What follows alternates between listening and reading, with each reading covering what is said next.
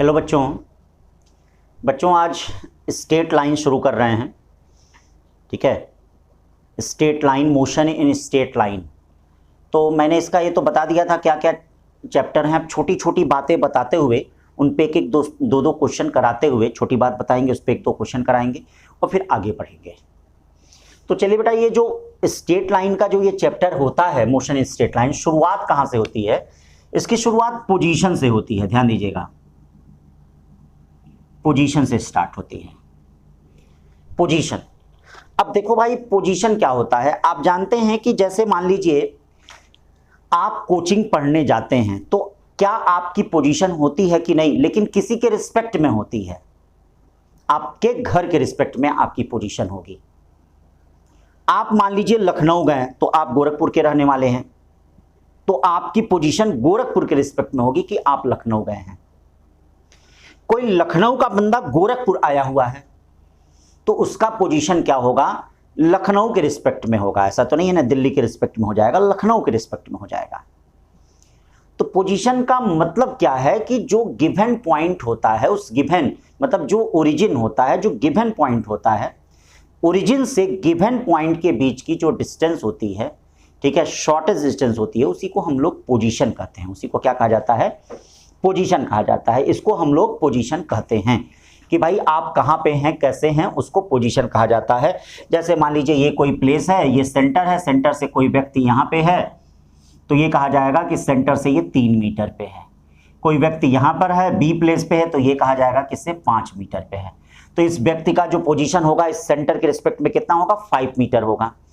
इसका जो पोजीशन है इसके रिस्पेक्ट में कितना होगा? इसके रिस्पेक्ट में कितना होगा? 3 मीटर होगा। तो ये इसका पोजीशन हो गया। कार्टेशियन फॉर्म में क्या पोजीशन होता है? जैसे मान लीजिए कार्टेशियन फॉर्म में एकदम सिंपल छोटी छोटी बातें ही, ज्यादा नहीं बताएंगे, ठीक है ना। जैसे पढ़ाते वक्त भाई पोजीशन, रेस्ट, ये सब बताते वक्त आधा घंटा लग जाता है, लेकिन हम 2-3 मिनट में जिनकी जरूरत है, जिनकी नीड है, फालतू आपको चर्चा नहीं कराएंगे, फालतू कहानी नहीं सुनाएंगे किसी पे, ठीक है ना। जैसे होता है फालतू कहानी भी कभी कभी क्लास में हो जाती है, तो सब कहानी नहीं चलेंगे, एकदम सिंपल में, ठीक है, जेन्युइन चीजें। अब कार्टेशियन फॉर्म में अगर पोजीशन होता है, जैसे मान लीजिए पोजीशन वेक्टर कार्टेशियन फॉर्म में, कोऑर्डिनेट के फॉर्म में, यानी पोजीशन वेक्टर, ठीक है, क्या करने का मतलब है? पोजीशन वेक्टर, ठीक है, पोजीशन वेक्टर इन कार्टेशियन फॉर्म या कोऑर्डिनेट फॉर्म में क्या होगा? तो चलिए भाई कोऑर्डिनेट फॉर्म में देखते हैं। तो कोऑर्डिनेट फॉर्म में देखिए, कोऑर्डिनेट फॉर्म में क्या हो जाएगा? पोजीशन वेक्टर इन कोऑर्डिनेट फॉर्म। ध्यान दीजिएगा, कोऑर्डिनेट फॉर्म में पोजीशन वेक्टर क्या हो जाएगा? पोजीशन वेक्टर इन कोऑर्डिनेट फॉर्म। तो कोऑर्डिनेट फॉर्म में पोजीशन वेक्टर क्या होगा? x1 y1 दिया है, x2 y2 दिया है, x3 y3 दिया है। इस तरह से पोजीशन वेक्टर फाइंड करना है कोऑर्डिनेट फॉर्म में। किसमें फाइंड करना है? कोऑर्डिनेट फॉर्म में हमको फाइंड करना है। तो मान लीजिए x1 y1 दिया है, x1 y1 दिया है, तो इसका पोजीशन क्या होगा? r1 इक्वल टू, इसको आप लिख सकते हैं x1 i cap plus y1 j cap, जहां r1 को हम क्या कहेंगे? पोजीशन वेक्टर कहेंगे, ठीक है, पोजीशन वेक्टर कहेंगे। यही, ठीक है। एनी पॉइंट इन स्पेस, अगर क्या होता है? एनी पॉइंट इन स्पेस अगर होता है, ये ध्यान दीजिए, कोई पॉइंट अगर स्पेस में होता है, x1 y1 z1, ठीक है, x1 है, y1 है, z1 है, या x1 y1 z1, तो अब इसका क्या होगा? या x y z ही लिखिए। तो इसका जो पोजीशन वेक्टर होगा r इक्वल टू क्या होगा? x1 i cap plus y1 j cap और प्लस z1 क्या हो जाएगा? k कैप होगा। इसको आप क्या कर सकते हैं? x y पे भी ड्रॉ कर सकते हैं, x एक्सिस और y एक्सिस पे भी ड्रॉ कर सकते हैं।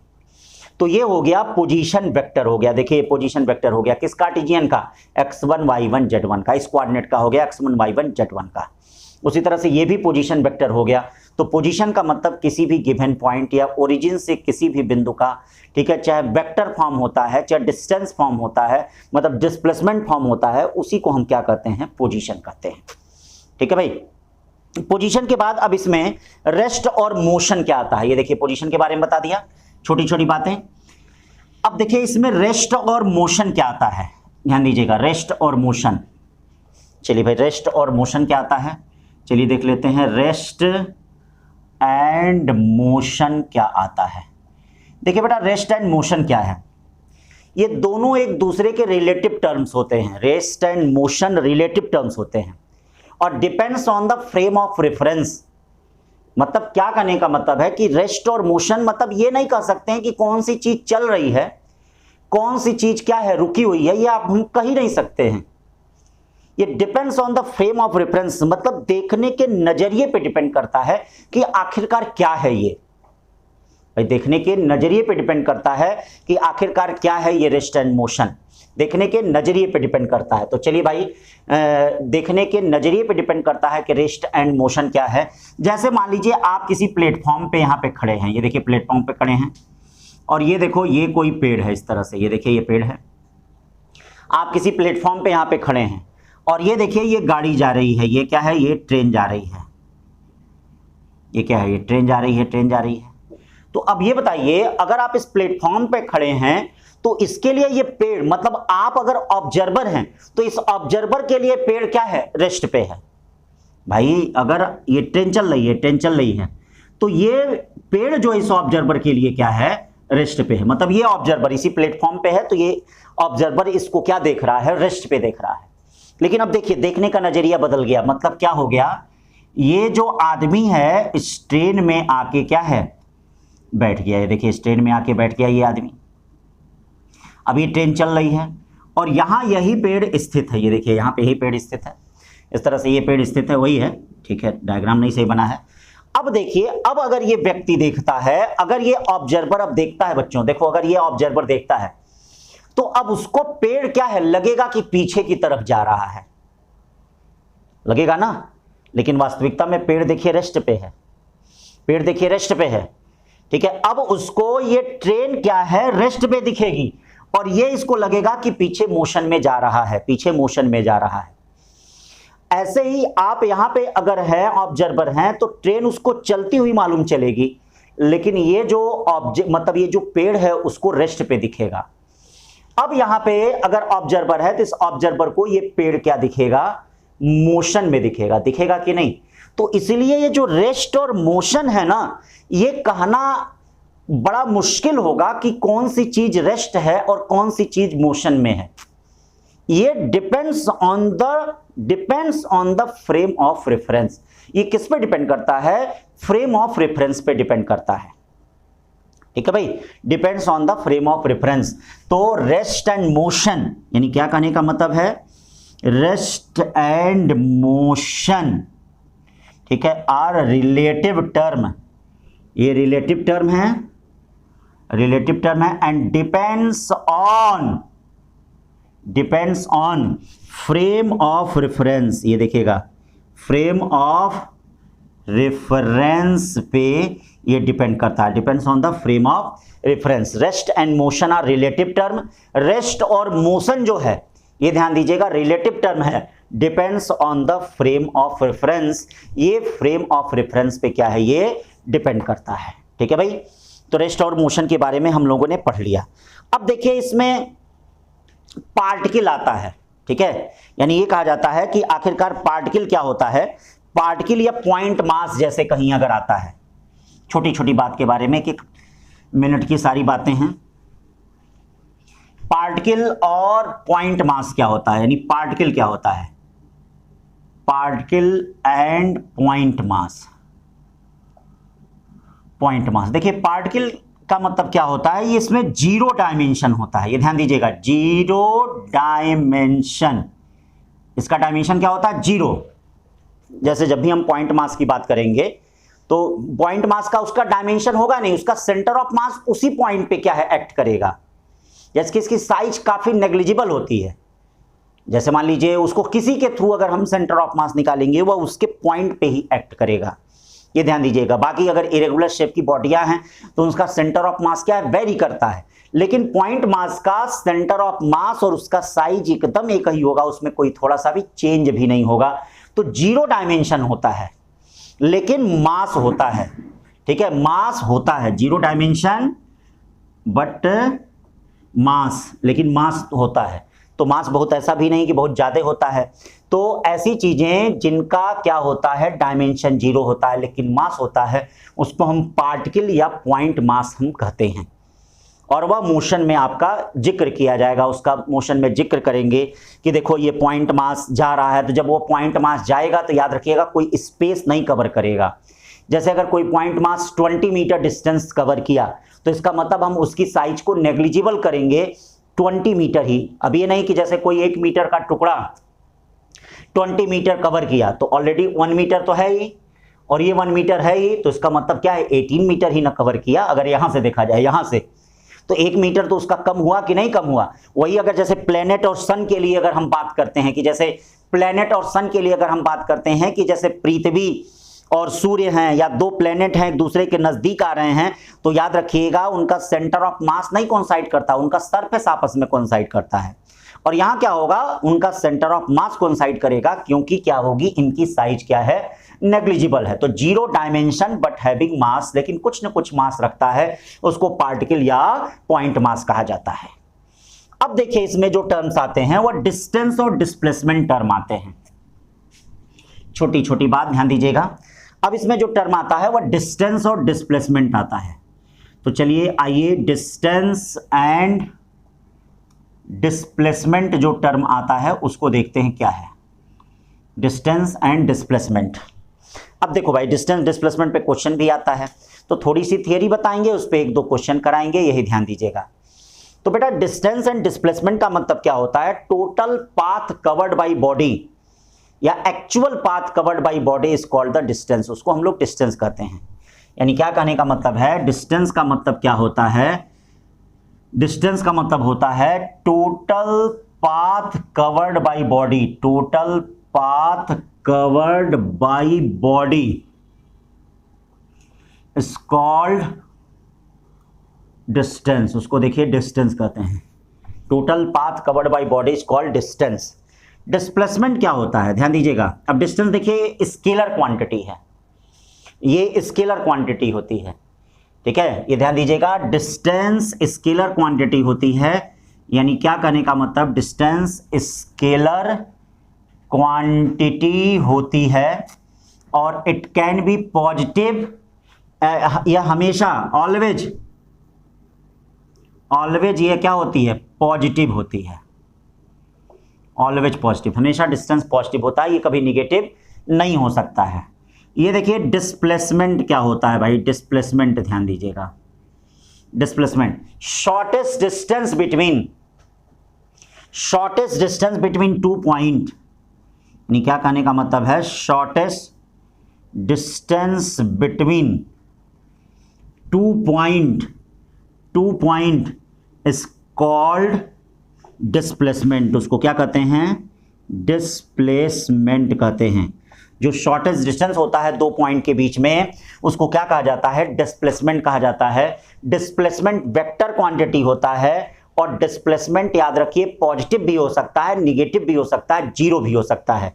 ये ध्यान देना, डिस्प्लेसमेंट क्या है, कैसी क्वांटिटी है, डिस्प्लेसमेंट वेक्टर क्वांटिटी है, ये ध्यान दीजिएगा, डिस्प्लेसमेंट वेक्टर क्वांटिटी है। इट कैन बी क्या, it can be positive, negative और जीरो। ये पॉजिटिव भी हो सकता है, निगेटिव भी हो सकता है और जीरो भी हो सकता है। अब जैसे एक एग्जांपल से इसको समझ लीजिए क्या कहने का मतलब है, कैसे देखिएगा, 1-2 एग्जांपल से इसको समझ लीजिएगा। देखिए भाई, जैसे मान लीजिए ये कहा जा रहा है एक ऑब्जेक्ट ए से लेकर सी तक जा रहा है, ये बी से होते हुए, ये मान लीजिए 90 डिग्री का है। तो ये देखिए इसका जो डिस्टेंस होगा वह क्या होगा, A B plus B C, लेकिन इसका जो डिस्प्लेसमेंट होगा वह क्या होगा, ए सी होगा। भाई ए सी ही तो डिस्प्लेसमेंट होगा, ध्यान दीजिएगा। ए सी जो है वह इसका क्या होगा, डिस्प्लेसमेंट होगा। 2 पॉइंट जैसे ये गया तो क्या हो गया, इसका डिस्प्लेसमेंट क्या हो गया, ध्यान दीजिएगा, डिस्प्लेसमेंट जो हो गया वो क्या हो गया, ए सी हो गया। डिस्टेंस कितना हो जाएगा, ए बी प्लस, ध्यान दीजिए डिस्टेंस क्या हो जाएगा, A B plus B C हो जाएगा। ये देखिएगा डिस्टेंस क्या हो जाएगा, ए बी प्लस। इसमें जितने भी क्वेश्चन आते हैं डिस्टेंस डिस्प्लेसमेंट वाले वो मैक्सिमम पाइथागोरस थ्योरम से आते हैं, ये ध्यान रखिएगा भाई। डिस्टेंस डिस्प्लेसमेंट पे जो भी क्वेश्चन अभी तक बने हुए हैं वो मैक्सिमम पाइथागोरस थ्योरम से बने हुए हैं।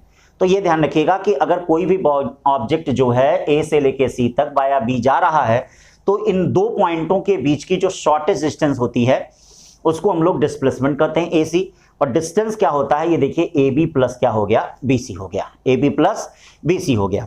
अब मान लीजिए इसी को अगर इस तरह से रिप्रेजेंट किया जाए, जैसे इस प्रकार से अगर हम रिप्रेजेंट कर रहे हैं, ठीक है, ये देखिए x और y कोऑर्डिनेट है, ये x है, ये y कोऑर्डिनेट है, ठीक है।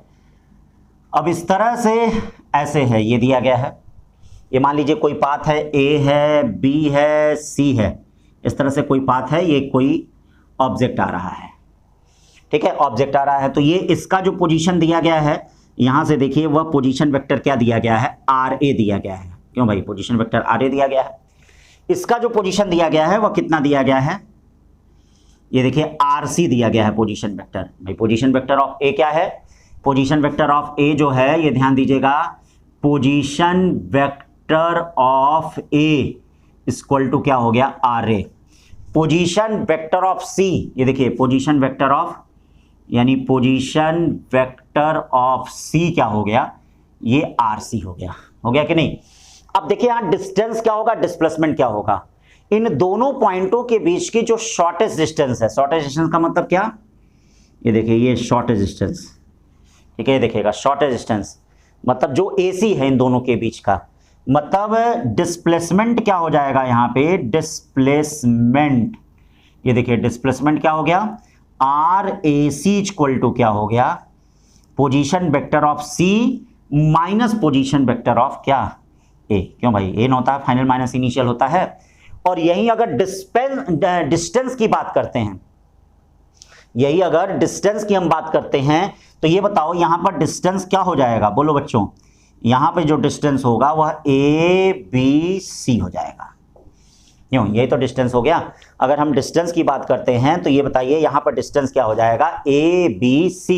ये देखिए A से B होते हुए अगर हम C पे पहुंच रहे हैं तो यहां पे डिस्टेंस क्या हो जाएगा, ABC, ठीक है। अब इसी में जरा डायरेक्शन देख लिया जाए कि आपकी कॉपी पे किस प्रकार का डायरेक्शन होता है। तो ये तो डिस्टेंस डिस्प्लेसमेंट के बारे में हो गया। अब देखते हैं इसी में डायरेक्शन के बारे में जरा देख लेते हैं क्या होता है। ये देखो डायरेक्शन, छोटी छोटी चीजें डायरेक्शन के बारे में देखिए। ये देखिए आपके कॉपी पे ये ईस्ट होता है, ये वेस्ट होता है, ये नॉर्थ होता है और ये साउथ होता है। ये देखिए इसको हम लोग नॉर्थ ईस्ट कहते हैं, ये नॉर्थ ईस्ट कहा जाता है। इसको हम लोग साउथ ईस्ट कहते हैं, इसका मतलब एकदम बीचों बीच 45 डिग्री पे। इसको हम लोग वेस्ट नॉर्थ कहते हैं 45 डिग्री पे, इसका मतलब वेस्ट साउथ। ये देखिए ये 45 डिग्री पे, ये वेस्ट साउथ हो गया, क्या हो जाएगा 45 डिग्री पे। ये क्या हो गया, ईस्ट हो गया, वेस्ट हो गया, नॉर्थ हो गया, साउथ हो गया। तो ये 45 45 45 डिग्री पे इस तरह से हो गए, ठीक है। तो ये ध्यान दीजिएगा, नॉर्थ ईस्ट है, चाहे ईस्ट नॉर्थ लिखिए कोई दिक्कत नहीं, वेस्ट नॉर्थ लिखिए चाहे नॉर्थ वेस्ट लिखिए। ये देखिए साउथ ईस्ट लिखिए चाहे ईस्ट साउथ लिखिए, वेस्ट साउथ लिखिए चाहे साउथ वेस्ट लिखिए, कोई बात नहीं। लेकिन यही अगर क्वेश्चन में ये दिया रहता है 37 डिग्री यस ऑफ ई, इसका मतलब क्या होता है, ईस्ट से साउथ की ओर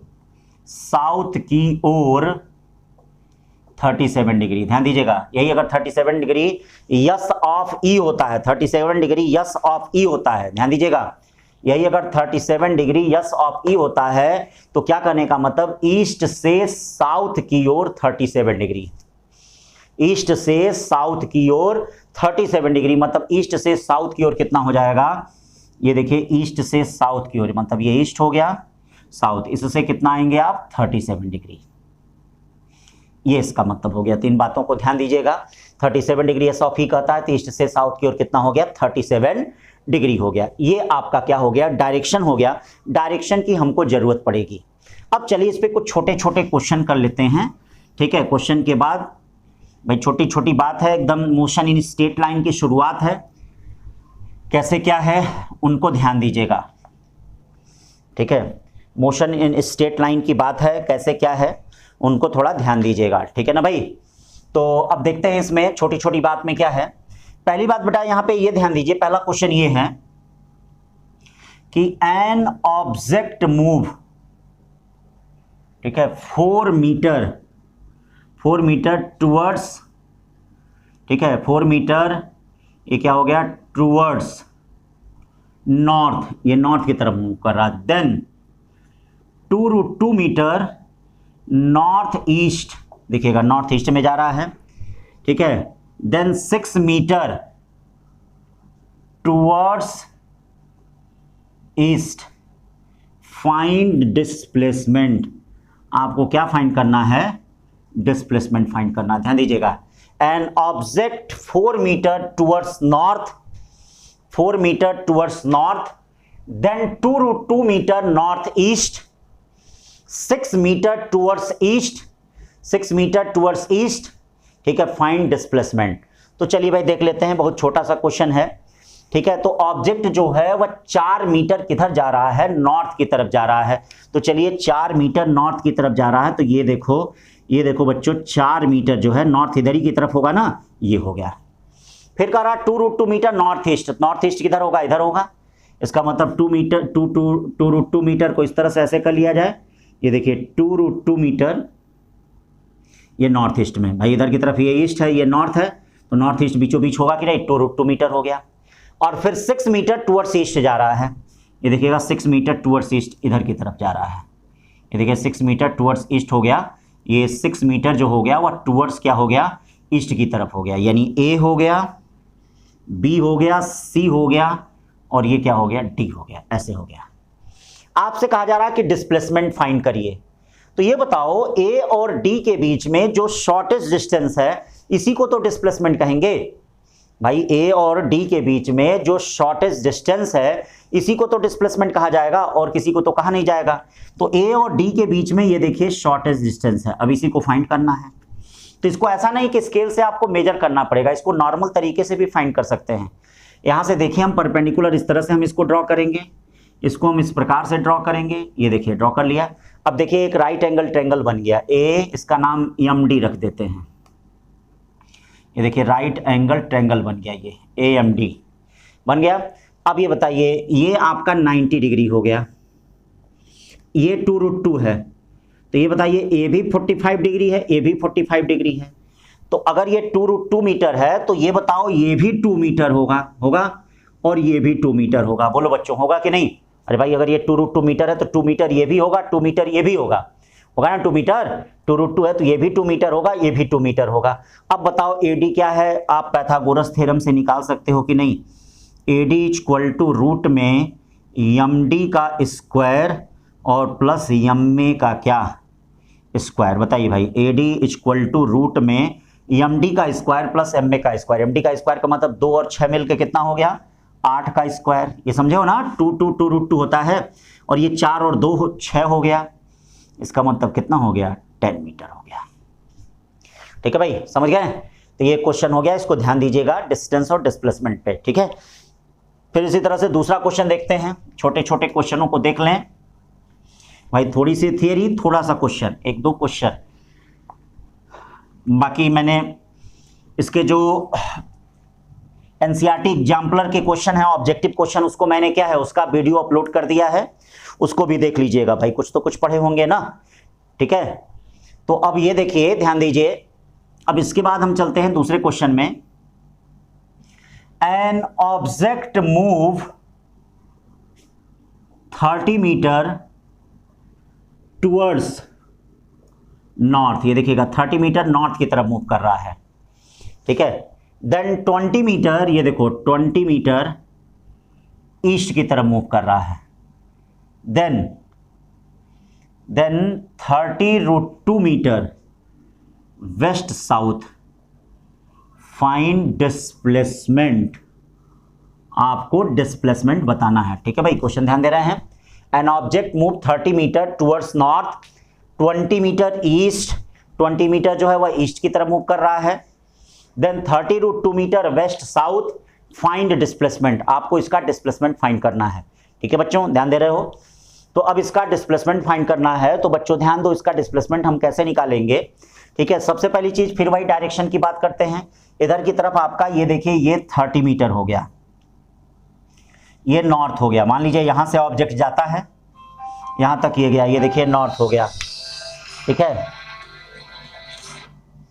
तो ये क्या हो गया, ये 30 मीटर नॉर्थ हो गया, ठीक है ना। ये देखिए 30 मीटर यहां पे क्या हो गया, नॉर्थ हो गया। एक मिनट,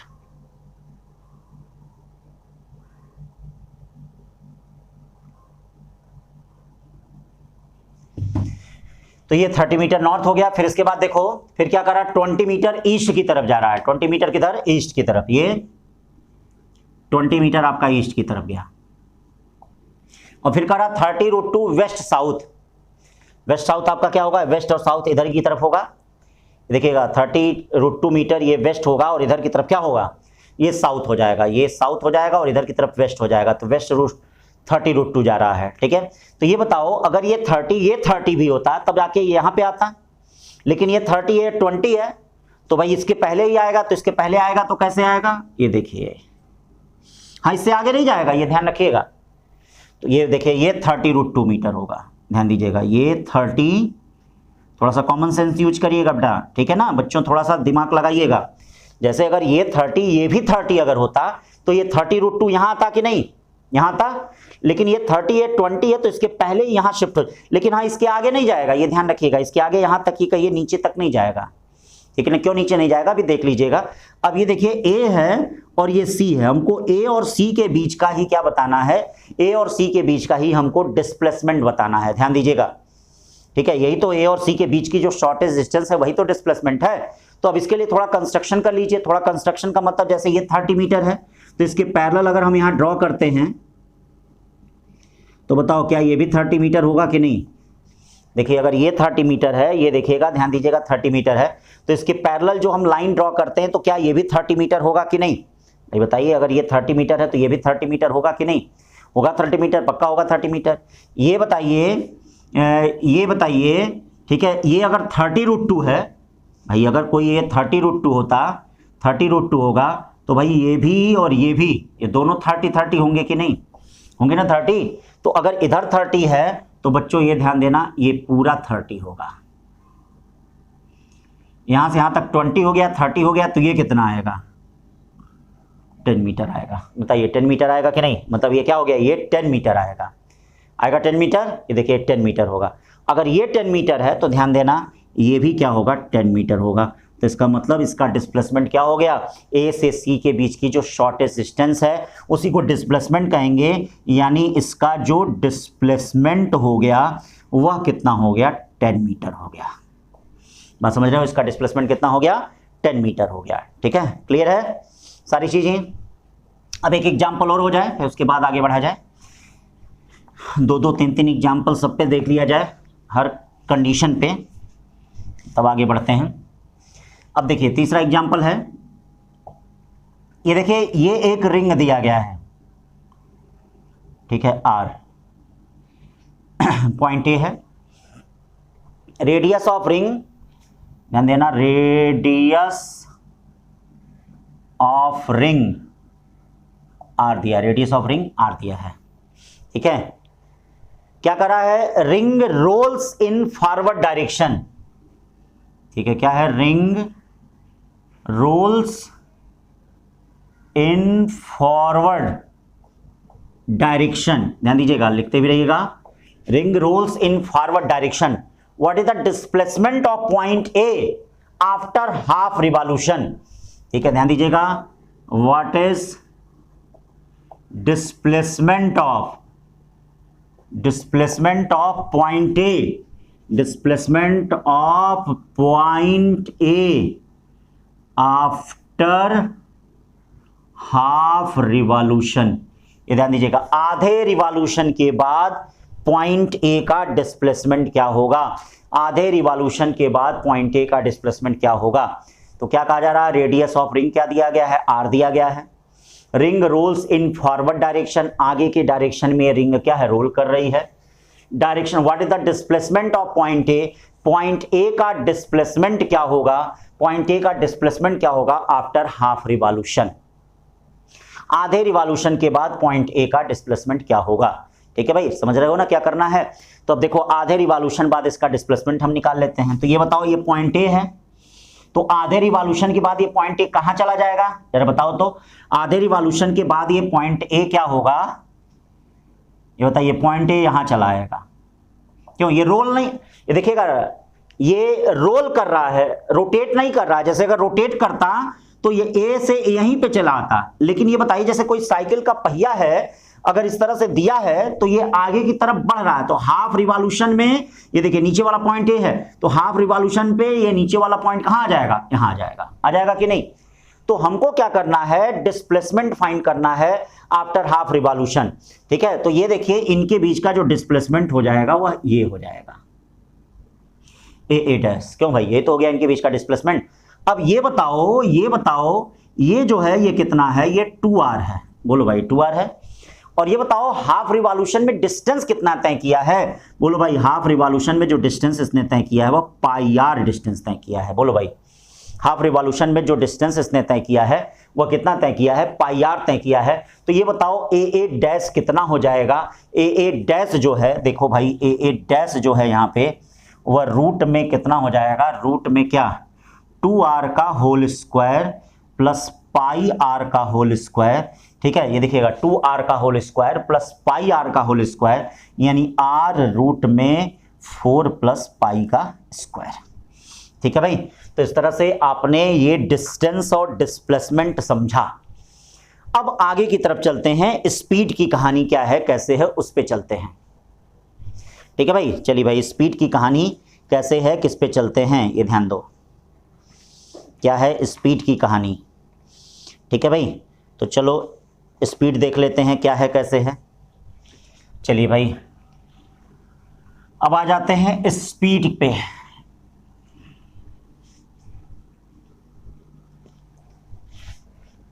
चलिए देखिए आ जाते हैं स्पीड पे।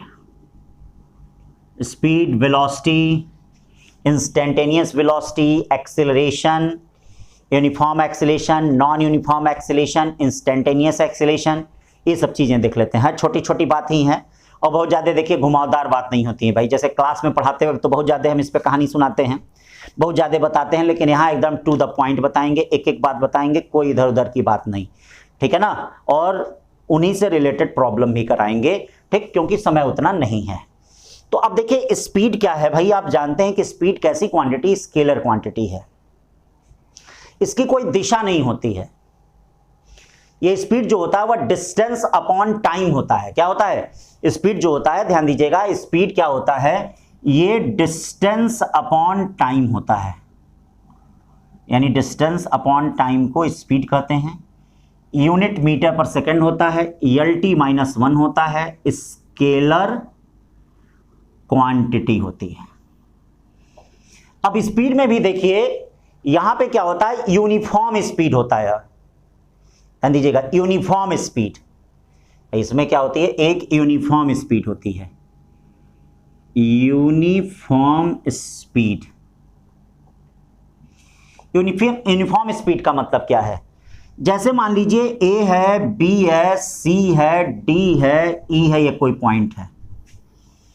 तो सपोज करो ये 5 मीटर का ये डिस्टेंस है, 5 मीटर का, और इसको 1 मीटर पर सेकंड में कोई ऑब्जेक्ट जाता है। अगला भी ये क्या है, 5 मीटर का है,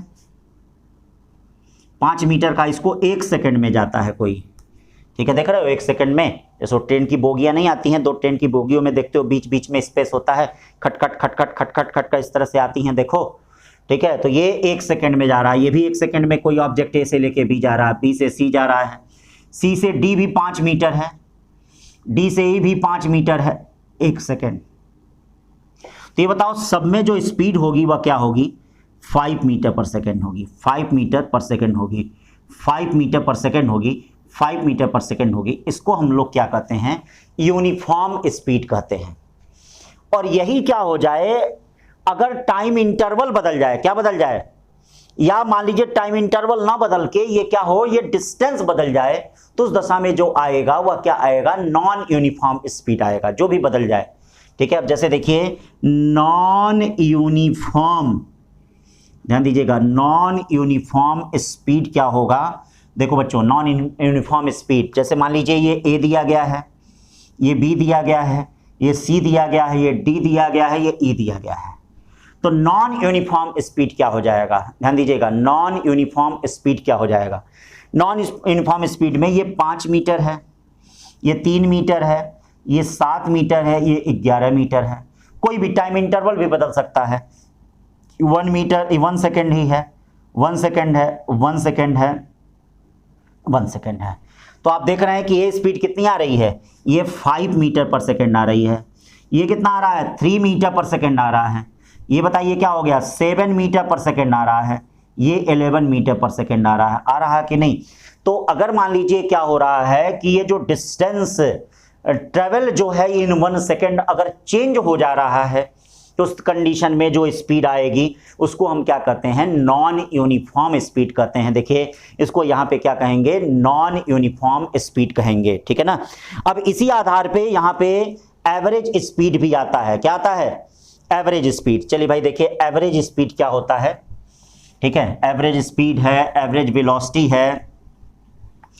एवरेज स्पीड जो होता है वह total distance upon total time होता है। ध्यान दीजिएगा, एवरेज स्पीड, इस पे क्वेश्चन खूब आते हैं, ठीक है। ध्यान दीजिएगा, बहुत आसान ही आता है लेकिन जरूर आता है। हर साल का सॉल्व पेपर देख लीजिएगा, चाहे नीट का हो चाहे जेईई का है, बहुत सिंपल आता है। तो एवरेज स्पीड क्या होती है, एवरेज स्पीड जो होती है, ये ध्यान दीजिएगा, ये टोटल डिस्टेंस अपॉन, ये टोटल डिस्टेंस अपॉन क्या होता है, ये टोटल टाइम होता है। ध्यान दीजिएगा, एवरेज स्पीड का मतलब क्या होता है, total distance upon total time, ठीक है। तो total distance upon total time. अब इसमें भी देखिए कई प्रकार का होता है, जैसे ये जो एवरेज स्पीड होता है, ठीक है, ये कई प्रकार का होता है। इसमें मान लीजिए अगर हम क्या है, टाइम एवरेज स्पीड निकालते हैं, टाइम एवरेज स्पीड। देखिए जैसे अगर हम इसमें क्या निकालना है, टाइम एवरेज स्पीड अगर हम फाइंड कर रहे हैं, ध्यान दीजिएगा, टाइम एवरेज स्पीड। तो टाइम एवरेज स्पीड क्या है बेटा, time average speed, time average speed में क्या है, जैसे मान लीजिए कोई जर्नी है, ठीक है, कोई भी जर्नी है, ए से लेके बी तक की अगर जर्नी है, ये देखिए ए से लेके बी तक की जर्नी है, वह v1 वेलोसिटी से t1 समय में आपने तय किया, ठीक है। बी से लेके सी तक की जर्नी है जो आपने v2 वेलोसिटी से t2 टाइम में तय किया। फिर सी से लेके डी तक की, देखिएगा इसी छोटे एकदम छोटे कॉन्सेप्ट पे क्वेश्चन आएगा। सी से लेके डी तक की कोई जर्नी है, वह v3 वेलोसिटी से आपने t3 समय में तय किया। v3 वेलोसिटी से आपने t3 समय में इसको क्या किया, तय किया। तो अब ये बताइए यहां पर एवरेज स्पीड क्या हो जाएगी, एवरेज स्पीड जो है, देखिए क्या हो जाएगा, टोटल डिस्टेंस, यहां डिस्टेंस क्या होगा, distance is equal to speed into time, यानी v1 t1 v2 t2 plus dash dash, और ये क्या हो जाएगा, total time t1 plus t2 plus dash dash हो जाएगा। अब इसमें देख लीजिएगा, कभी क्या होता है, दोनों समय आपस में बराबर होता है, तो अगर आपस में बराबर होगा तो v1 प्लस v2 बाई क्या आएगा, 2 आएगा। ये देख लीजिएगा, कभी कभी डायरेक्ट तो इसी पे क्वेश्चन आ जाता है, बहुत आसान क्वेश्चन आते हैं। तो ये एवरेज स्पीड हो गया, टाइम एवरेज स्पीड इसको कहते हैं। और एक इसी में आता है, ध्यान दीजिएगा, एक इसी में आता है डिस्टेंस एवरेज स्पीड आता है। क्या आता है, डिस्टेंस एवरेज स्पीड, इसको मिटाते हैं। टाइम एवरेज स्पीड के बाद देखिए डिस्टेंस एवरेज स्पीड, ये क्या हो गया, डिस्टेंस, क्या होता है, डिस्टेंस एवरेज स्पीड।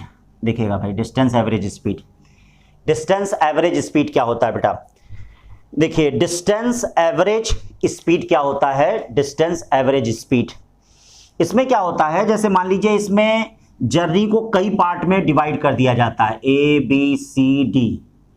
ये क्या है, ए से बी तक s1 डिस्टेंस है, आपने v1 वेलोसिटी से तय किया। ये क्या है, s2 डिस्टेंस है, आपने v2 वेलोसिटी से तय किया। ये क्या है, s3 डिस्टेंस है, आपने v3 वेलोसिटी से तय किया।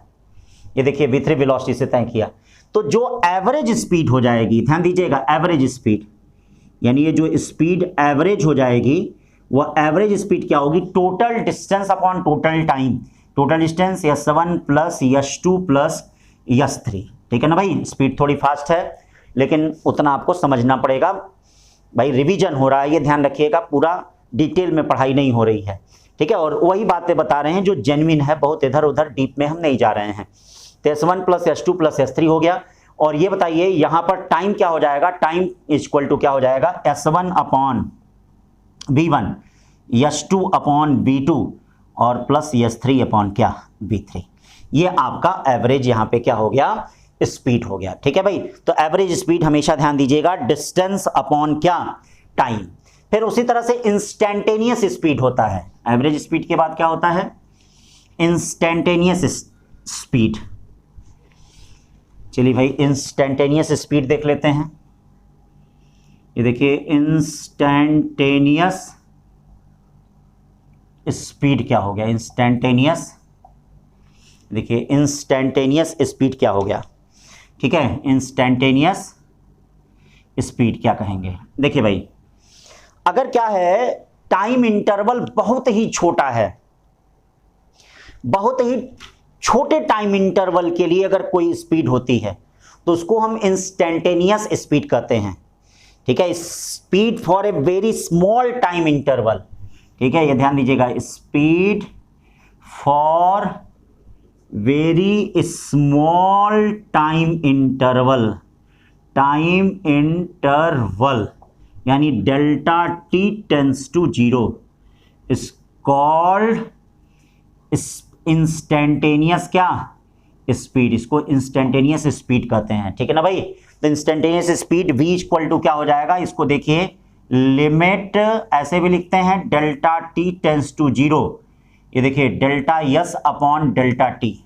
बात समझ आए ना, बहुत ही छोटे टाइम इंटरवल के लिए डेल्टा एस अपॉन टी, या इसी को हम लोग लिखते हैं D S upon D T. कहीं कोई वेक्टर का साइन नहीं रहेगा, ये ध्यान दीजिएगा। इसी को हम क्या कहते हैं, इंस्टेंटेनियस स्पीड कहते हैं। Speed for very small time interval, बहुत ही स्मॉल टाइम इंटरवल के लिए जो स्पीड होता है उसको हम लोग इंस्टेंटेनियस स्पीड कहते हैं। ठीक है ना भाई, बात समझ रहे हैं। अब देखते हैं वेलोसिटी क्या होता है, वेलोसिटी। चलो भाई अब वेलोसिटी देखो, इंस्टेंटेनियस स्पीड के बाद अब वेलोसिटी क्या होता है। चलिए भाई वेलोसिटी देख लेते हैं। वेलोसिटी v क्या होता है, ये देखो वेलोसिटी।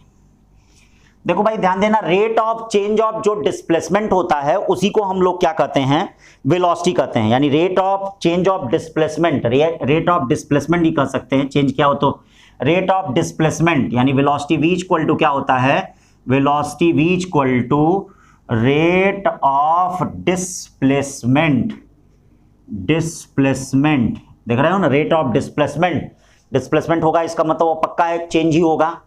ठीक है, रेट ऑफ डिस्प्लेसमेंट, ठीक है, इज कॉल्ड, उसको क्या कहते हैं, वेलोसिटी कहते हैं। ध्यान दीजिएगा, रेट ऑफ डिस्प्लेसमेंट को क्या कहा जाता है, वेलोसिटी कहा जाता है। इसकी जो यूनिट होती है वह क्या होती है, देखिएगा वेक्टर क्वांटिटी होती है, मीटर पर सेकेंड। कैसी क्वांटिटी है, वेक्टर क्वांटिटी है। डायरेक्शन क्या है, ये डायमेंशन क्या है, LT-1। अब इसमें देखिए, इसमें भी यूनिफॉर्म वेलोसिटी और नॉन यूनिफॉर्म वेलोसिटी होती है। जो यूनिफॉर्म वेलोसिटी होती है वह याद रखिएगा, वह स्ट्रेट लाइन मोशन में ही हो सकती है। ठीक है, यूनिफॉर्म वेलोसिटी जो होती है वह स्ट्रेट लाइन मोशन में ही हो सकती है। ध्यान दीजिएगा, इसमें भी यूनिफॉर्म वेलोसिटी में क्या होता है, यूनिफॉर्म वेलोसिटी में ये देखिए यूनिफॉर्म वेलोसिटी, यूनिफॉर्म वेलोसिटी क्या होता है, यूनिफॉर्म वेलोसिटी किसमें होगा, स्ट्रेट लाइन मोशन में होगा। हमेशा ध्यान दीजिएगा, जब भी होगा तो ये क्या होगा, स्ट्रेट लाइन। हाँ देखिए, स्पीड किसी में भी हो सकता है, लेकिन जो यूनिफॉर्म वेलोसिटी होती है वह स्ट्रेट लाइन मोशन में ही होगा। किसमें होगा, uniform velocity straight line motion में होगा। और इसमें क्या होना चाहिए, डायरेक्शन और मैग्नीट्यूड दोनों कांस्टेंट होना चाहिए। यानी क्या होना चाहिए, डायरेक्शन एंड मैग्नीट्यूड, ध्यान दीजिएगा, मैग्नीट्यूड बोथ कांस्टेंट, यानी दोनों क्या होना चाहिए, कांस्टेंट होना चाहिए। Direction and magnitude both constant, यानी डायरेक्शन और मैग्नीट्यूड दोनों क्या होना चाहिए, कांस्टेंट होना चाहिए। और ये स्ट्रेट लाइन मोशन होता है। कैसा होता है, स्ट्रेट लाइन मोशन होता है। फिर यहां देखिए non uniform velocity, non uniform velocity. Non uniform velocity में डायरेक्शन चेंज हो, याद रखिएगा, डायरेक्शन चेंज हो, यानी डायरेक्शन चेंज हो। ठीक है, मैग्नीट्यूड भी चेंज हो सकता है, या मैग्नीट्यूड चेंज हो, मैग्नीट्यूड ऑफ वेलोसिटी चेंज। ध्यान दीजिएगा, मैग्नीट्यूड ऑफ वेलोसिटी चेंज, या बोथ चेंज, या बोथ चेंज, दोनों चेंज हो, तो इसको हम क्या कहते हैं, नॉन यूनिफॉर्म वेलोसिटी कहते हैं, इसको नॉन यूनिफॉर्म वेलोसिटी कहते हैं। जैसे ये देखिए स्ट्रेट लाइन में मोशन हो गया, इसमें देखिए ये सर्कुलर मोशन में, मतलब डायरेक्शन भी चेंज हो सकता है, या किसी ऑब्जेक्ट को अगर हम ऊपर की तरफ फेंकते हैं, ये देखिए किसी ऑब्जेक्ट को हम ऊपर की तरफ फेंकते हैं, ये स्ट्रेट लाइन में भी हो सकता है, ठीक है, ये तो पक्का स्ट्रेट लाइन में होगा, ठीक है। इसमें जैसे किसी ऑब्जेक्ट को अगर हम ऊपर की तरफ फेंकें, तो ये बताइए ऊपर की तरफ अगर फेंक रहे हैं तो उसके मैग्नीट्यूड में चेंज आ रहा है कि नहीं, भाई देखिए ऊपर की तरफ जैसे जैसे जाएगा मैग्नीट्यूड घटता जाएगा, फिर जो रिवर्स होगा तो मैग्नीट्यूड क्या होगा, धीरे धीरे बढ़ता जाएगा। तो मैग्नीट्यूड में अगर चेंज हो, किसमें हो, मैग्नीट्यूड में चेंज हो, यानी when object projected upward direction, यानी क्या इसके एग्जांपल हो सकते हैं, when object projected upward direction, ये ध्यान दीजिएगा, अपवर्ड डायरेक्शन, ये देखिए ऑब्जेक्ट अगर ऊपर की तरफ फेंका जाए, किधर फेंका जाए, when object projected upward direction, किधर की तरफ, ऊपर की तरफ फेंका जाए। और दूसरी बात इसमें क्या है, दूसरी इंपॉर्टेंट बात क्या है, ठीक है, कुछ भी हो सकता, object move on circular path, N object move on circular path, तो सर्कुलर पाथ पे ये देखिए स्पीड का तो मैग्नीट्यूड कांस्टेंट रहता है, लेकिन वेलोसिटी की दिशा चेंज होती है, जिस वजह से ये क्या है, ये भी नॉन यूनिफॉर्म मोशन होता है। कैसा होता है, नॉन यूनिफॉर्म, ठीक है भाई, होता है ना, उसमें वेलोसिटी का डायरेक्शन तो चेंज होता है कि नहीं चेंज होता है, ठीक है, तो ये आपका नॉन यूनिफॉर्म क्या हो गया, ये वेलोसिटी हो गया, ठीक है भाई, नॉन यूनिफॉर्म वेलोसिटी हो गया। अब इसी में आता है एवरेज वेलोसिटी। एवरेज वेलोसिटी क्या होता है, ये डिस्प्लेसमेंट अपॉन टोटल टाइम होता है, ध्यान दीजिएगा, एवरेज वेलोसिटी क्या होता है, average velocity, average velocity, average velocity जो होता है वह डिस्प्लेसमेंट अपॉन टोटल टाइम होता है, यानी एवरेज वेलोसिटी का मतलब ये देखिए डिस्प्लेसमेंट अपॉन टोटल टाइम, इसी को हम क्या कहते हैं, एवरेज वेलोसिटी कहते हैं। मतलब जो भी आप डिस्प्लेसमेंट आप निकालेंगे और डिस्प्लेसमेंट में अगर आप टोटल टाइम से डिवाइड कर देंगे तो ये आपका क्या हो जाएगा, एवरेज वेलोसिटी हो जाएगा, ठीक है, इसको एवरेज वेलोसिटी कहते हैं। यहां पर भी देखिए इंस्टेंटेनियस वेलोसिटी आता है, क्या आता है, इंस्टेंटेनियस वेलोसिटी। अब देखिए इंस्टेंटेनियस वेलोसिटी क्या होता है, इंस्टेंटेनियस वेलोसिटी, ये भी बहुत ही शॉर्ट टाइम इंटरवल के लिए अगर कोई वेलोसिटी होती है किसी पाथ पे तो उसको इंस्टेंटेनियस वेलोसिटी कहते हैं। और इसका जो डायरेक्शन होता है हमेशा पाथ के टेंजेंट पे होता है, पाथ के टेंजेंशियल डायरेक्शन पे होता है, पाथ के क्या, टेंजेंशियल डायरेक्शन पे होता है, मतलब जो पाथ होता है उसके टेंजेंशियल डायरेक्शन में होता है। तो इंस्टेंटेनियस वेलोसिटी क्या होती है, ध्यान दीजिएगा, instantaneous when velocity for very short time interval, ध्यान दीजिएगा, शॉर्ट टाइम इंटरवल, बहुत ही शॉर्ट टाइम इंटरवल के लिए होती है तो उसको हम इंस्टेंटेनियस वेलोसिटी कहते हैं। इंस्टेंटेनियस वेलोसिटी v, ये देखिए वेक्टर साइन, ठीक है, ये इंस्टेंटेनियस वेलोसिटी v क्या होता है, ये देखो v क्या होता है, v इक्वल टू एक मिनट, v इक्वल टू क्या होता है, limit delta T tends to 0, बहुत ही शॉर्ट टाइम इंटरवल के लिए, ध्यान दीजिएगा, बहुत ही छोटे समय के लिए होता है। तो उस कंडीशन में ये क्या हो जाएगा, delta R upon delta T, या इसी को हम कहते हैं D R by D T, याद रखिएगा ये वेक्टर में होगा तो इस पर डी आर भी लगा रहेगा, ठीक है ना। तो ये क्या हो गया, इंस्टेंटेनियस वेलोसिटी हो गया, ठीक है ना, इंस्टेंटेनियस वेलोसिटी इसको कहेंगे। अब जरा इंस्टेंटेनियस स्पीड और इंस्टेंटेनियस वेलोसिटी में जरा कंपेरिजन कर लें, ठीक है, तो comparison between instantaneous speed and instantaneous velocity. तो ये देखो इंस्टेंटेनियस वेलोसिटी जो होता है, कंपैरिजन कर लीजिए, comparison between instantaneous speed and instantaneous velocity, इसको जरा कंपैरिजन कर लीजिए। तो चलिए भाई पहली बात देख लीजिए, direction of instantaneous velocity always tangent on path, path के टेंजेंट पे होता है, मतलब इंस्टेंटेनियस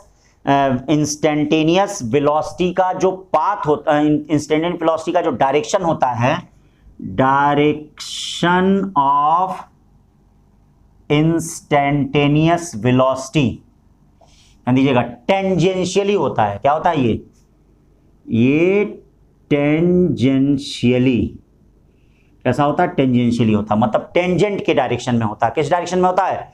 टेंजेंट के डायरेक्शन में होता है। टेंजेंट के डायरेक्शन में जानने का मतलब क्या है?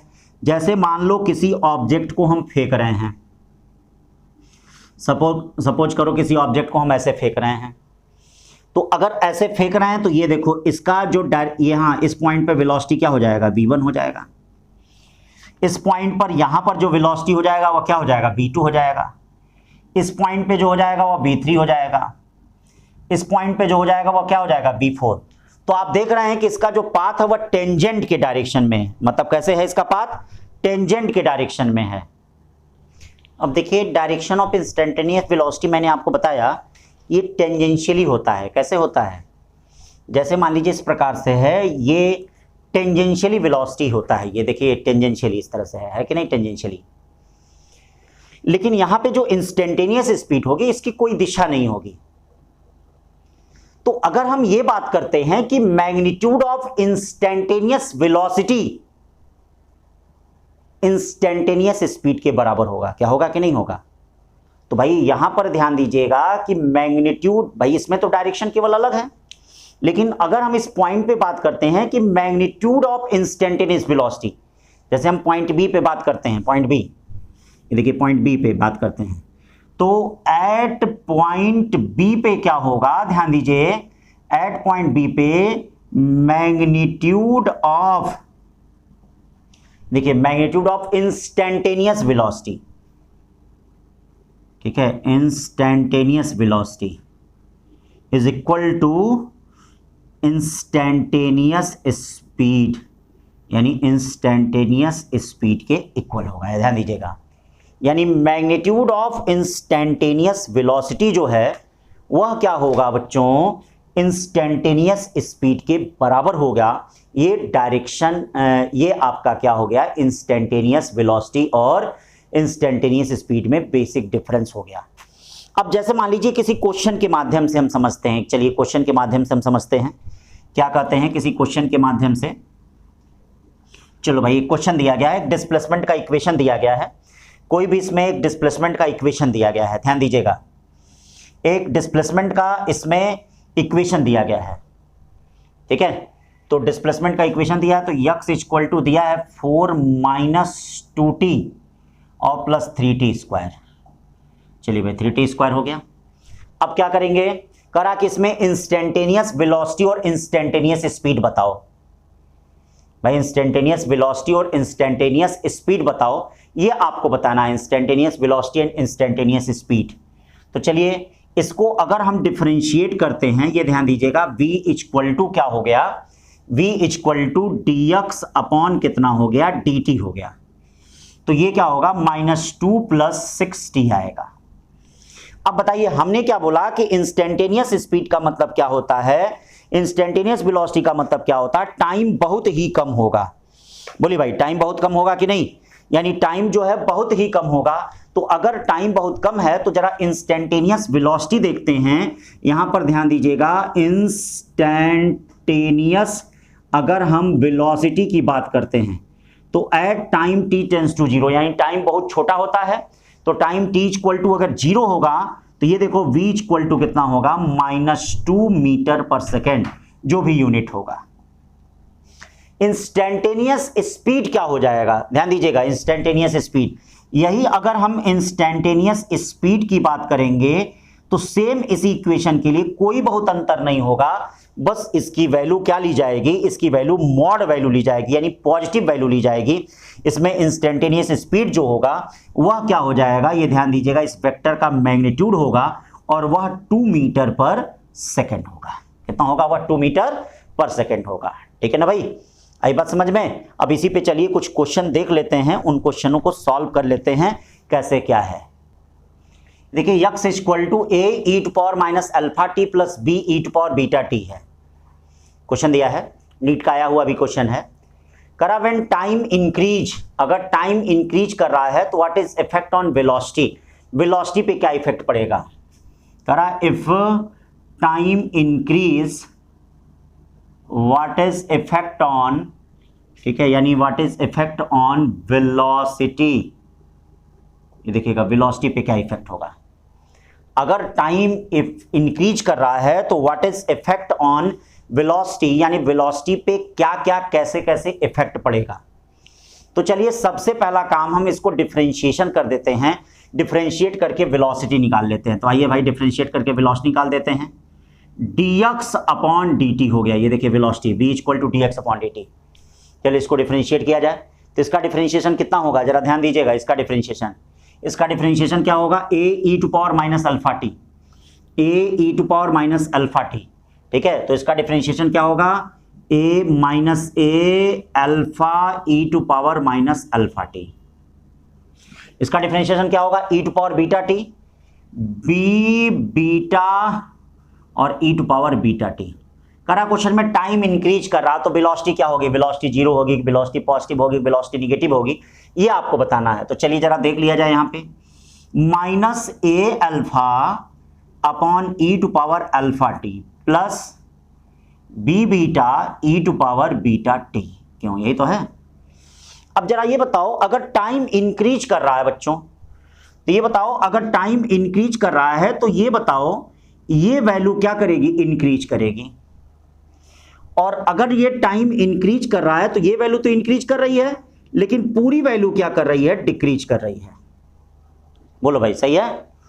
देखिए यहां अगर जैसे टाइम इंक्रीज कर रहा है तो ई का पावर पूरा इंक्रीज कर रहा है, पूरा बढ़ रहा है, ठीक है। और ये देखो अगर टी इंक्रीज कर रहा है तो ये पूरी वैल्यू तो नीचे वाली बढ़ रही है, लेकिन पूरी वैल्यू क्या हो रही है, घट रही है। अब ज्यादा में से अगर कम को घटाएंगे, जैसे मान लीजिए -3 होता है, ये +4 होता है, तो वैल्यू हमेशा पॉजिटिव आएगी, आएगी कि नहीं। इसका मतलब वैल्यू हमेशा क्या आएगी, पॉजिटिव आएगी। यानी ये जो वेलोसिटी होगा यह ऑलवेज क्या होगा, इस इक्वेशन के लिए पॉजिटिव होगा। मतलब टी के किसी भी वैल्यू के लिए, टी के किसी भी वैल्यू के लिए ये ध्यान रखिएगा, ये वेलोसिटी क्या होगी, पॉजिटिव होगी और इंक्रीज करेगी। वेलोसिटी पॉजिटिव होगी और क्या करेगी, इंक्रीज करेगी। ठीक है भाई, तो बात को समझ रहे हो ना। तो वेलोसिटी पॉजिटिव होगी और क्या है, इंक्रीज करेगी। ठीक है, तो ये क्वेश्चन एक हो गया हमारा।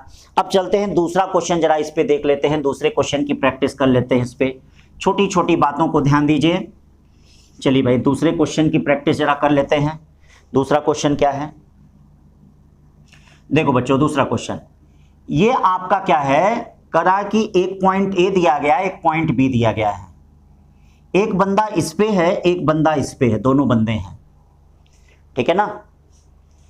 बंदा बी जो है वह v1 वेलोसिटी से परपेंडिकुलर चला जा रहा है। परपेंडिकुलर मतलब इस AB के परपेंडिकुलर चला जा रहा है। ये देखो बंदा बी जो है वह v1 वेलोसिटी से AB के परपेंडिकुलर चला जा रहा है, एकदम परपेंडिकुलरली मूव करता चला जा रहा है। ठीक है, जो बंदा बी है वह v1 वेलोसिटी से परपेंडिकुलर। फिर कह रहा है कि A जो है वो किस वेलोसिटी से, मतलब A अगर v2 वेलोसिटी से आ रहा है तो कितने समय के बाद B को कैच कर लेगा। बात समझ रहे हो ना। If A move with velocity v2, A move with velocity v2, ठीक है, कितने समय के बाद ये B को कैच कर लेगा।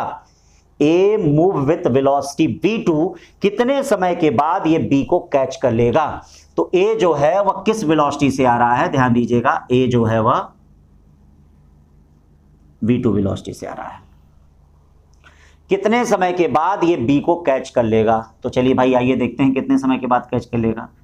ये मान लीजिए यहां पर आता है किस पॉइंट पे, ये तो परपेंडिकुलर आपका आएगा, क्यों, इसमें तो कोई चेंज होगा नहीं, ठीक है। और ये ऐसे तो जाएगा नहीं, ऐसे तो जाएगा नहीं, ऐसे आएगा तभी तो इसको कैच कर पाएगा। और इसकी वेलोसिटी भी क्या होनी चाहिए, इसकी वेलोसिटी से ज्यादा होनी चाहिए तभी कैच कर पाएगा। क्यों भाई, अगर इसकी वेलोसिटी से कम हो जाएगी तो कैच कर लेगा, नहीं कैच कर पाएगा।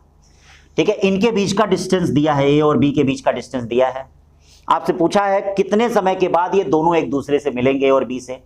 तो मान लेते हैं कि ये सी पॉइंट पे यहां कहीं मिलता है। ये देखिए सी पॉइंट, देखिए सी पॉइंट पे कहीं एक दूसरे से ए और बी दोनों क्या है, एक दूसरे से मिलते हैं। ये सी पॉइंट पे एक दूसरे से मिलते हैं कहीं, ठीक है भाई, सी पॉइंट पे दोनों एक दूसरे से क्या है, मिलते हैं, ये जो सी पॉइंट है। तो अब ये देखिए सी पॉइंट पे तभी मिलेंगे जब ये right hand right angle triangle को ये क्या है, फॉलो करेगा। अगर राइट एंगल ट्रायंगल को फॉलो करता है तभी ये सी पॉइंट पे मिलेंगे। तो सी पॉइंट पे मिलने का मतलब क्या है, ये बताइए, ये जो बीसी डिस्टेंस हो गई वह कितनी हो गई, यानी BC distance equal to speed into time. क्यों भाई, हो गया कि नहीं। और ए से लेके अगर सी तक आ रहा है तो ये बताइए ये डिस्टेंस इक्वल टू क्या हो गया, v2 इंटू क्या, टी हो गया। क्यों, यही तो होगा। अब बताइए क्या हो जाएगा, ए सी का square equal to A B का स्क्वायर और प्लस बी सी का स्क्वायर। तो इसका मतलब ए सी क्या हो जाएगा, बोलो भाई। ए सी हो जाएगा v2 का स्क्वायर टी का स्क्वायर, ए बी क्या हो जाएगा बताइए, डी का स्क्वायर, बी सी क्या हो जाएगा, v1 का स्क्वायर टी का स्क्वायर। अब देखिए यहां से टी की वैल्यू कैसे निकाली जाएगी, तो टी स्क्वायर इक्वल टू क्या हो जाएगा, डी स्क्वायर अपॉन v2 का स्क्वायर माइनस v1 का स्क्वायर।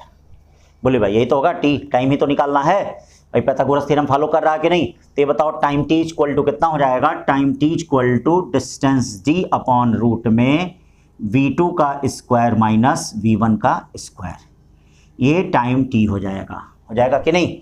चलिए अब अगले क्वेश्चन की तरफ देख लेते हैं। अगला क्वेश्चन क्या है, ठीक है।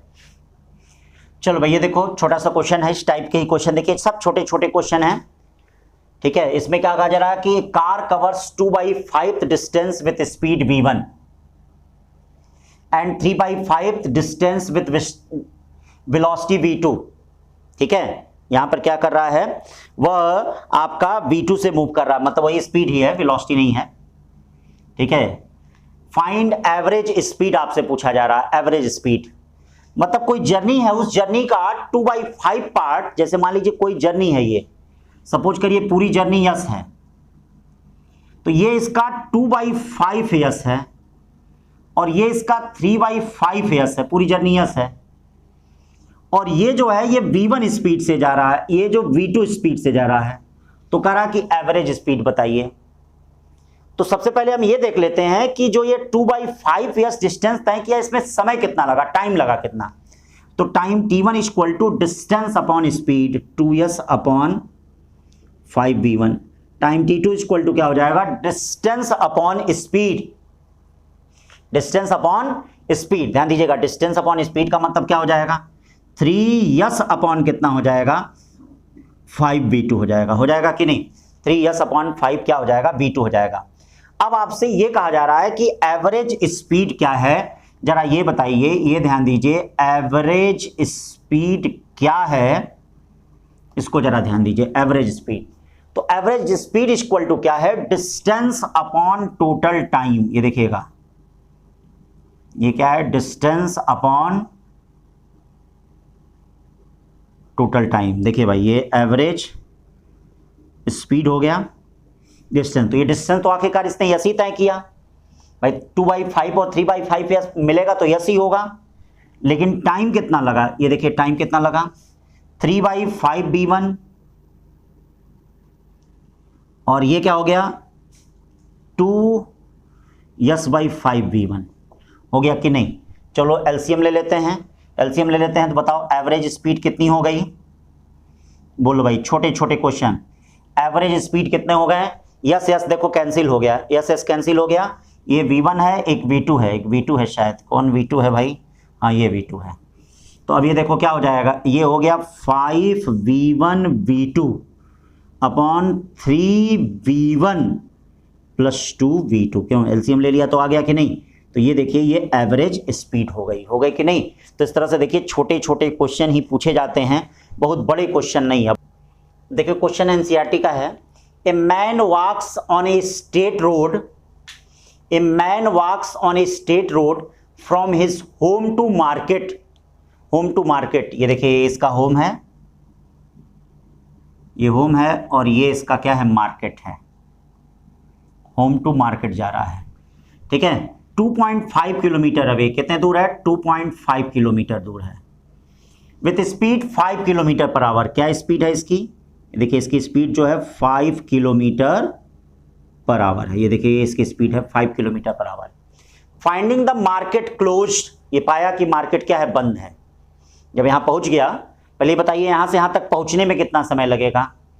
ए से लेकर बी तक जाने में समय क्या लगेगा, ठीक है, ए से लेके बी तक, ये देखिए टी ए बी, ए से लेके टाइम टी इक्वल टू क्या हो जाएगा, distance upon speed, distance upon speed का मतलब 2.5 अपॉन 5 यानी हाफ आवर का मतलब 30 मिनट लगेगा। बोलो भाई 30 मिनट लगेगा कि नहीं, तो ये तो पक्का हो गया कि ए से बी तक वह 30 मिनट में पहुंच रहा है, यानी ए से लेकर बी तक वह कितने में 30 मिनट में पहुंच रहा है। ये तो पक्का हो गया कि ए से लेकर बी तक वह 30 मिनट में क्या है, पहुंच रहा है। अब फिर ये कह रहा है कि ही कम्स विथ स्पीड, देखिए यहां से जब वो वापस आ रहा है तो 7.5 किलोमीटर पर आवर से आ रहा है, ठीक है। फिर कह रहा है कि average speed and average velocity of man over the interval of 0 to 40 minute. तो ये बताइए 30 मिनट तो यहां जाने में लगा, तो अब ये देख लेते हैं कि आखिरकार जब वो लौट के आया तो 10 मिनट में कितना वह डिस्टेंस तय किया। 10 मिनट में, ये देखिएगा 10 मिनट में बी सी, मान लीजिए 10 मिनट में वो बी से लेके सी तक आया, तो डिस्टेंस ट्रेवल इन, यानी distance travel in 10 minute, 10 minute का मतलब जानते हो 10/60 आर, कितना चला 10/60। तो अब ये क्या हो जाएगा, यानी BC इक्वल टू क्या हो, distance equal to speed into time 10/60। 10/60 का मतलब 7.5 में 6 से अगर डिवाइड करेंगे तो क्या हो जाएगा 1.25 किलोमीटर हो जाएगा। बोलो भाई 1.25 किलोमीटर हो जाएगा। इसका मतलब वो BC कितना डिस्टेंस तय किया, 1.25 किलोमीटर। तो अब क्या कहा जा रहा है, एवरेज स्पीड। तो एवरेज स्पीड के लिए क्या होगा, total distance upon total time. बोलो भाई ध्यान देना, एवरेज स्पीड के लिए क्या होगा, total distance upon total time. ये बताइए टोटल डिस्टेंस हुआ कितना, 2.5 किलोमीटर, ये यहां से यहां तक गया, ठीक है 30 मिनट में। फिर 10 मिनट में ये 1.25 किलोमीटर आया, यानी क्या हो जाएगा 2.5 प्लस 1.25 अपॉन कितना 40 मिनट। 40 मिनट का मतलब क्या हो गया 40/60 आर। सॉल्व कर लीजिए, सॉल्व करेंगे तो ये क्या हो जाएगा 3.75। 3.75 का मतलब क्या हो गया, ये 0 0 कट गया, यानी क्या हो गया इंटू 3 अपॉन क्या हो गया इंटू 3/2 इंटू 3/2 क्या किलोमीटर पर आर हो गया। क्यों भाई समझ रहे हैं कि नहीं, इंटू 3.5 किलोमीटर पर आर हो गया, ठीक है। ये तो हो गया 40/60, तो 3 किलोमीटर पर आर हो गया, ठीक है। अब इसको इस तरह से कर सकते हैं। फिर उसके बाद देखिए यहाँ एवरेज वेलोसिटी पूछा है, एवरेज वेलोसिटी। तो बताइए एवरेज वेलोसिटी क्या होता है, बोलिए भाई। एवरेज वेलोसिटी होता है displacement upon total time, displacement upon total time. तो ये बताओ डिस्प्लेसमेंट कितना हुआ, आखिरकार ए से लेके सी तक ही तो डिस्प्लेसमेंट हुआ, तो 2.5 में से क्या है 1.25 निकलेगा, ठीक है भाई। 2.5 में से 1.25 निकलेगा, तो 2.5 में से 1.25 निकलेगा तो क्या हो जाएगा, ये देखिए 2.5 माइनस 1.25। बोले भाई पूरा क्या हो गया, यहां से 2.5 किलोमीटर हो गया। अब इसमें से ये देखिए 1.25 आप आ गए हैं 10 मिनट में, आ गए हैं 1.25 किलोमीटर, तो 2.5 में से 1.25 निकलता है अपॉन टोटल टाइम। बोलो टोटल टाइम कितना है, अरे बोलो भाई टोटल टाइम कितना है। तो अगर यहां टोटल टाइम रखते हैं तो 40 बाई कितना हो गया, ये देखिए 60 हो गया। ये बताओ 2.5 में से 1.25 निकला तो कितना बचा 1.25 इनटू कितना हो गया, ये देखो कितना हो गया, ये 3 अपॉन कितना हो गया, ये 3 अपॉन कितना हो गया 2 किलोमीटर पर आर हो गया। ये आपका एवरेज वेलोसिटी हो गया ना। तो ये देखिए इस तरह से एवरेज वेलोसिटी और एवरेज स्पीड के क्वेश्चन करेंगे। अब एक क्वेश्चन और कर लीजिए, ठीक है, एक क्वेश्चन और कर लेते हैं। चलिए भाई छोटी छोटी बातों को ध्यान दीजिएगा, एक क्वेश्चन और कर लेते हैं। क्या है कैसे है, देखिए क्वेश्चन है करा है कि 3t इक्वल टू, ध्यान दीजिएगा 3t इक्वल टू 3t जो दिया गया है √3x + 6 दिया है, √3x + 6 दिया है, √3x + 6 दिया है, √3x + 6 दिया है। करा है find displacement when velocity 0, find displacement when velocity zero. आपको डिस्प्लेसमेंट फाइंड करना है अगर वेलोसिटी क्या होता है, जीरो होता है। तो 3t इक्वल टू क्या दिया है, √3x + 6 दिया है। Find displacement when velocity zero, अगर वेलोसिटी क्या होता है, जीरो होता है, तो आपको डिस्प्लेसमेंट बताना है। ठीक है, तो 3t इक्वल टू क्या है, √3x + 6 है ना, √3x + 6। अब बताइए क्या हो जाएगा, √3x इक्वल टू 3t - 6 हो गया, दोनों तरफ स्क्वायर कर दीजिए। 3x इक्वल टू क्या हो गया, 9t² + 36 माइनस 18 दूनी 36t, या क्या हो गया 3x equal to 9t² - 36t + 36, या x इक्वल टू क्या हो गया 3t² ये +12, ये x निकल गया। अब क्या है, वेलोसिटी निकालना है, तो वेलोसिटी इसको डिफरेंशिएट करोगे तभी तो वेलोसिटी निकलेगी। चलो भाई इसको वेलोसिटी करो, डिफरेंशिएट करो, क्योंकि क्वेश्चन में क्या कर रहा है, find displacement when velocity zero, find displacement when velocity zero. तो चलिए इसको डिफरेंशिएट करते हैं तो कितना हो जाएगा, 6t हो जाएगा। बोलो भाई, t का डिफरेंशिएशन करते हैं तो 1 होगा, यानी ये क्या हो जाएगा, -12 हो जाएगा। अब क्वेश्चन क्या बोला है, वेलोसिटी जीरो है, तो वेलोसिटी को जीरो कर दो, यानी 6t - 12 इक्वल टू 0, या t इक्वल टू क्या हो गया 1 सेकेंड। अब t इक्वल टू 1 सेकेंड ले जाके यहां रख दो, बोलो t इक्वल टू 1 सेकेंड ले जाके यहां रख दो। अगर यहां रखोगे तो बोलो क्या आएगा, 3 - 12 प्लस कितना आएगा, यहां ले जाके अगर रखेंगे तो जो इक्वेशन है कहाँ, t इक्वल टू कितना आया, अरे 2 आया है, t सॉरी 2 सेकेंड आया, t की वैल्यू यहां ले जाके रख दो। तो जब यहाँ ले जाकर रखोगे 2 दूनी 4 3 12 हो गया, ये क्या हो जाएगी 24 + 12, ये कट गया, तो x इक्वल टू क्या रहा है, जीरो। ठीक है ना, तो अगर वेलोसिटी जीरो है तो डिस्प्लेसमेंट भी क्या है, जीरो है। ठीक है, तो ये मैंने लेक्चर 1 जो है आपको मतलब वेलोसिटी और एवरेज वेलोसिटी हमने बता के आपको खत्म कर दिया, एक बेसिक छोटा सा ओवरव्यू मैंने दे दिया हल्का सा। ठीक है ना, अब इसको रिवाइज करिएगा, फिर नेक्स्ट चैप्टर आपको मिलेगा। ठीक है, तो आज के लिए बस, थैंक यू।